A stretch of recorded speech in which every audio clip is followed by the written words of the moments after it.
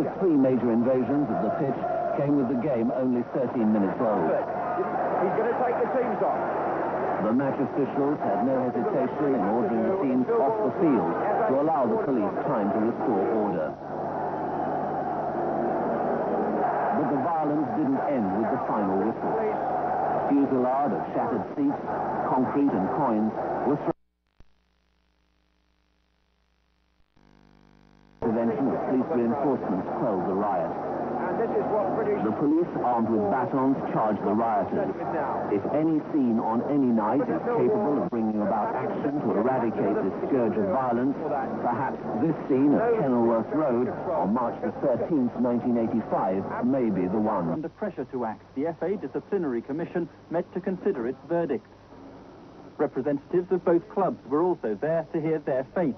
But when the decisions were announced, the chairman said the Downing Street talks weren't taken into account. It would be unfair to both clubs. This is an incident which happened before we went to Downing Street, and it would be unfair to both clubs to take into consideration any proposals or any recommendations that were taken at Downing Street.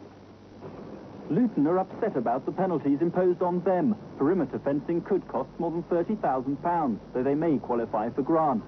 And they say their fans didn't cause the trouble. It was not our fans who wrecked the town of Luton, and it was not our fans who wrecked trains en route, and it was not our fans who came over the visitor's end fencing onto the pitch and wrecked our seats and so on. Well, no, I don't think we've been let off lightly, because as I've already said to you, we were slaughtered on the night by the hooligans and because of it by the press, and I think it will take many years for the club to recover from that, and so therefore, no, we haven't been let off lightly. Both Luton and Millwall will be encouraged by the FA to adopt a new experiment underway in Greater Manchester. Closed-circuit television is helping police to keep a check on fans both inside and outside grounds. The system, financed by the Football Trust, cost £26,000 to install.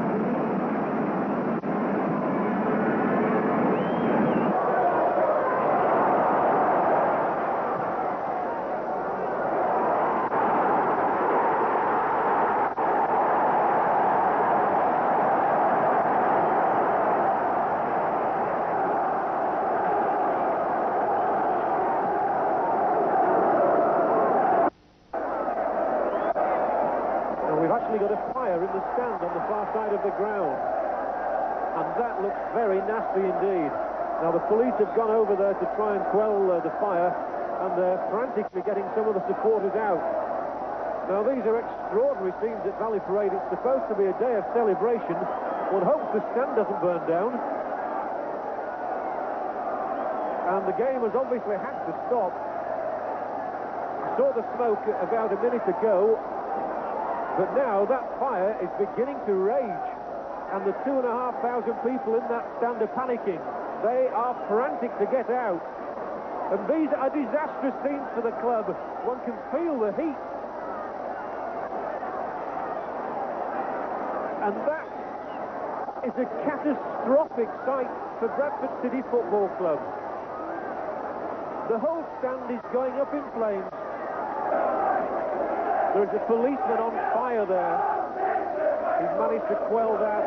A woman being led from the stand, and there are still one or two people, and I must say it is only one or two isolated people in there.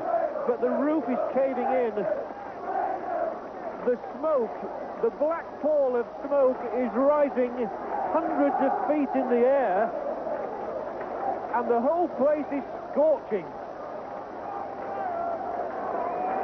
They've been talking about having a new ground at Valley Parade. They might soon have to have one, because this is the day that Valley Parade Football Club, the football ground, is burning down. The heat is quite intense, and you can see that that floodlight pylon might well soon be in danger as well. One dreads to think of the cost, but one dreads to think of life at a moment like this. Bodies are being dragged away from that stand. Hopefully now, as I look across the ground, everybody is out. The police have done a manful job, because the rafters have been coming down on them, and you can see the exhaustion and the panic on the faces of some of those people there. And this is a burning hell. And look at that. Oh, the poor man. Oh, this is awful. The police desperately trying to save the life of a supporter. Wood and metal remained red hot, preventing a full-scale search of the wreckage. On the pitch, police had begun the task of identifying the belongings of those who'd fled in terror. Many were horrified by what they'd seen. Some of my officers were putting coats over their heads and trying to drag people out, and one of my inspectors got a woman halfway out and couldn't hang on to her, and she just went. But I can only describe it as a terrible tragedy. Some of my officers have been in tears this afternoon, and that shows the extent of the tragedy when a policeman cries over something like this. In the streets outside, players and fans stood dazed, unable to take in what had happened. The people jumping out on fire, you know, you couldn't do a great deal for them, you know, for just totally on fire, you know, but, you know, this is, you know, it's a clip to a season. It's, you know, it's just been so downhearted today, you know. It must have been such a happy day today for people of Bradford. You know, Bradford, but it's just come down in such a day of gloom.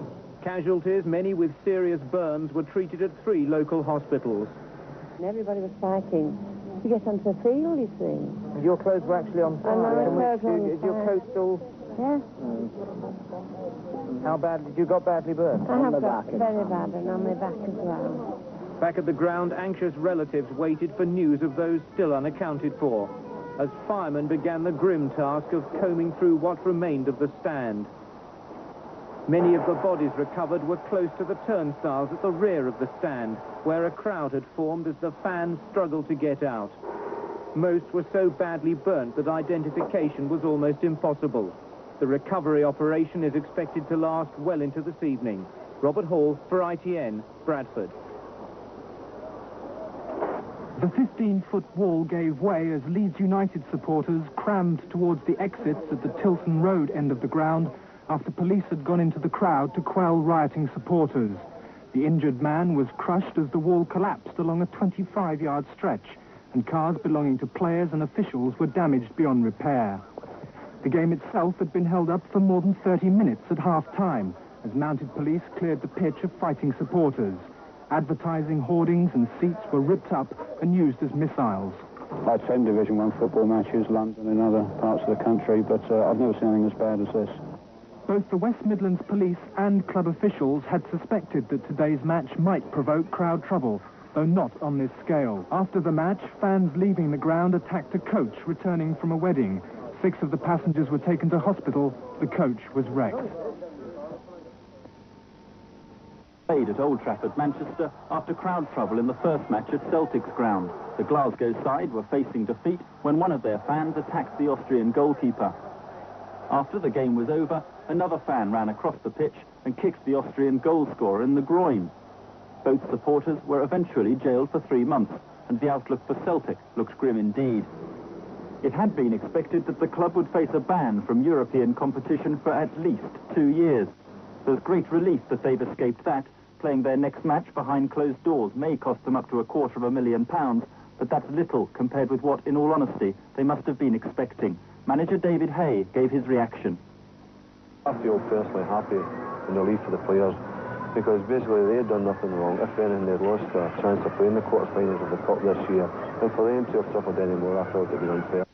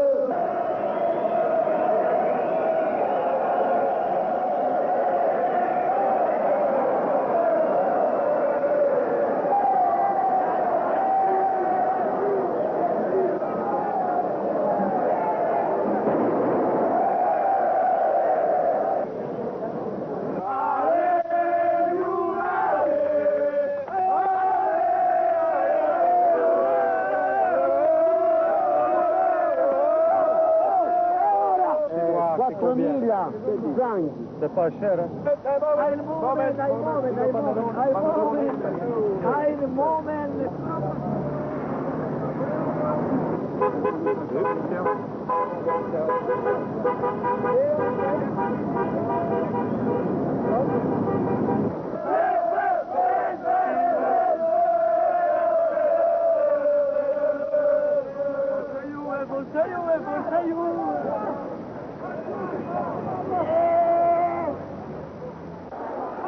The tragedy began about an hour before the match was due to begin, when supporters in a Juventus stand began climbing over the wall after fans in a neighbouring and overcrowded Liverpool stand began to spread out.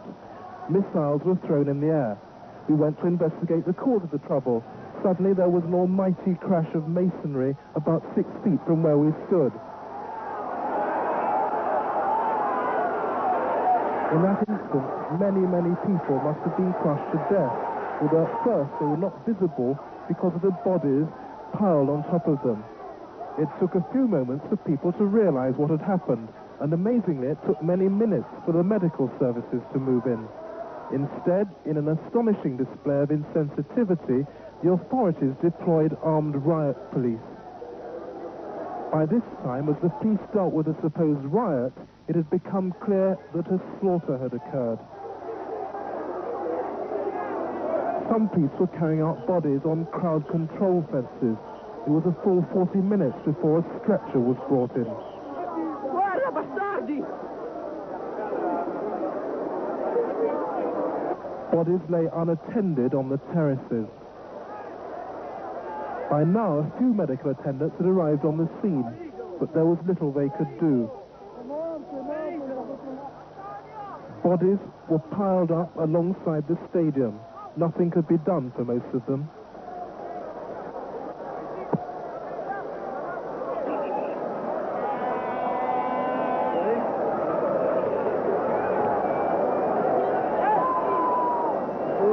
By now, at last, a fleet of ambulances had arrived. Some people were attended to where they lay. Others, who could still be helped by medicine, were carried on board the ambulances. But I counted at least 30 who were beyond help.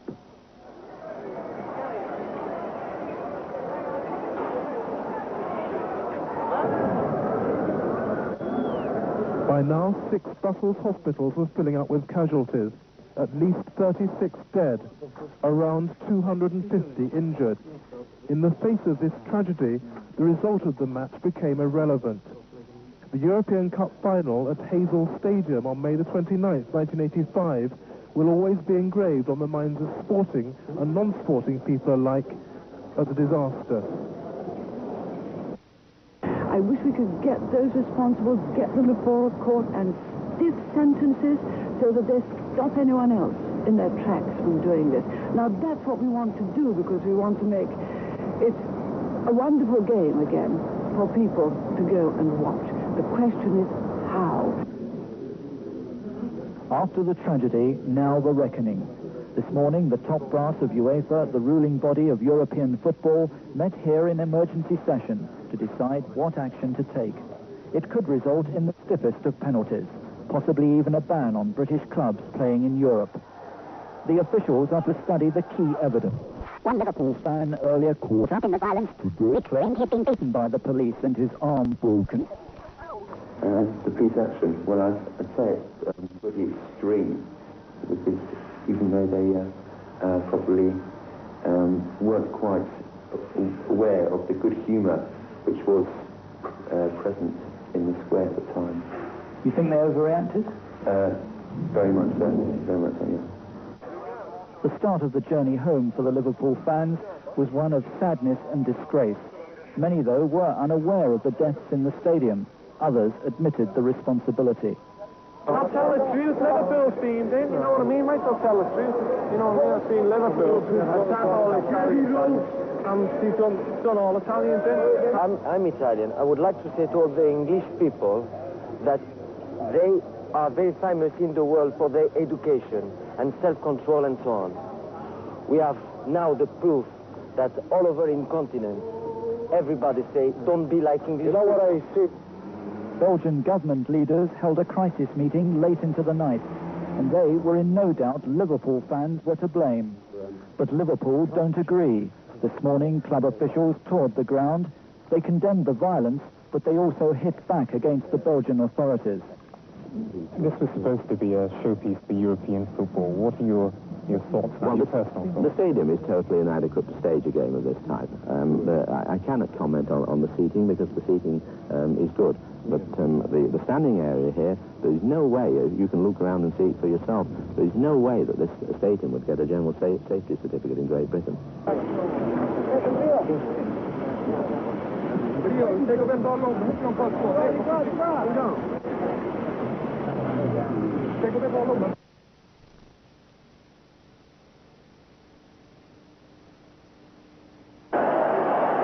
Casagrande se desentendeu ali com o Uruguai, tá lá no bolo, não tá dando vento daqui, para vento daqui.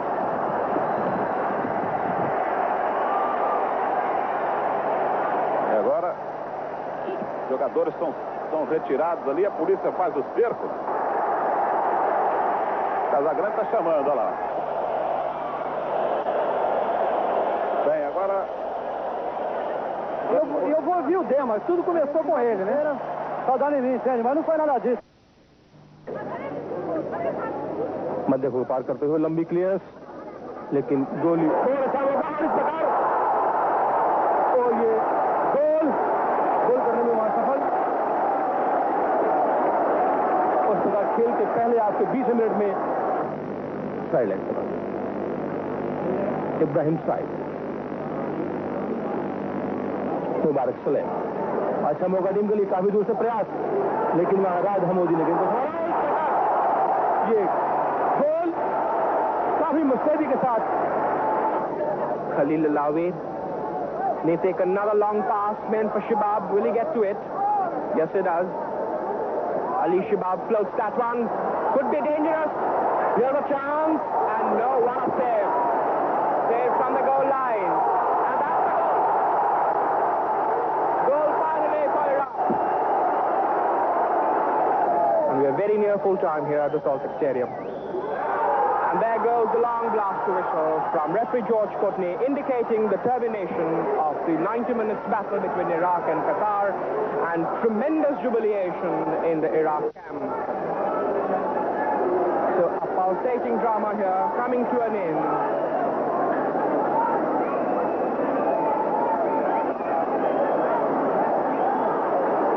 And right now, a very unfortunate incident.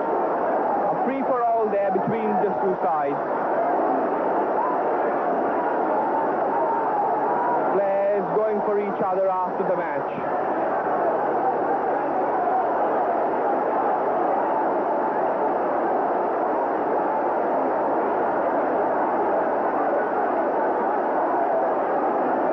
Nothing can be more unfortunate than such a happening.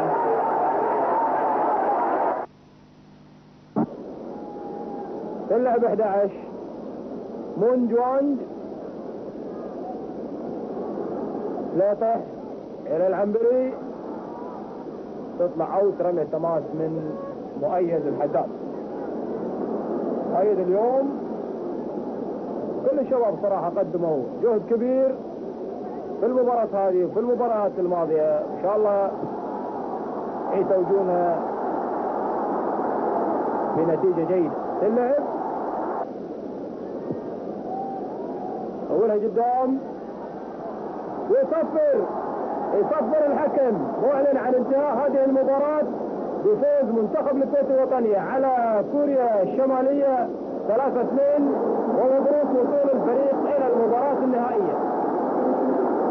لاعب الفريق الكوري محتجين على الحكم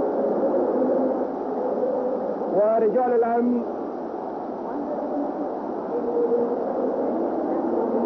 فريق الكويت الآن طالع، هذا الحكم في حراسة رجال الشرطة.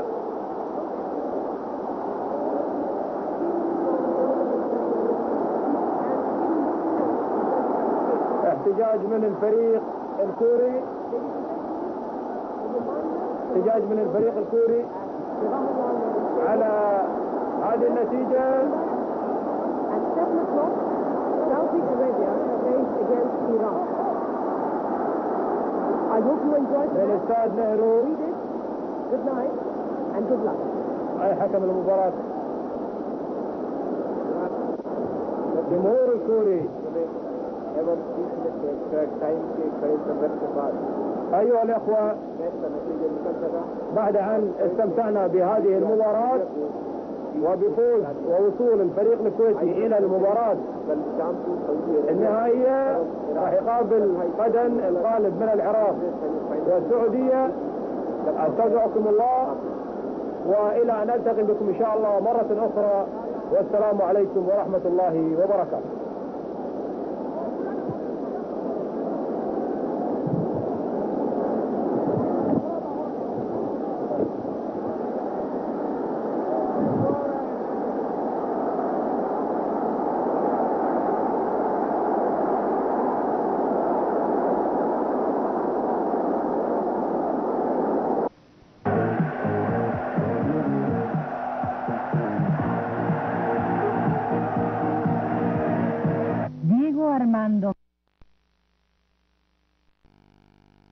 Football players, which arises almost miraculously.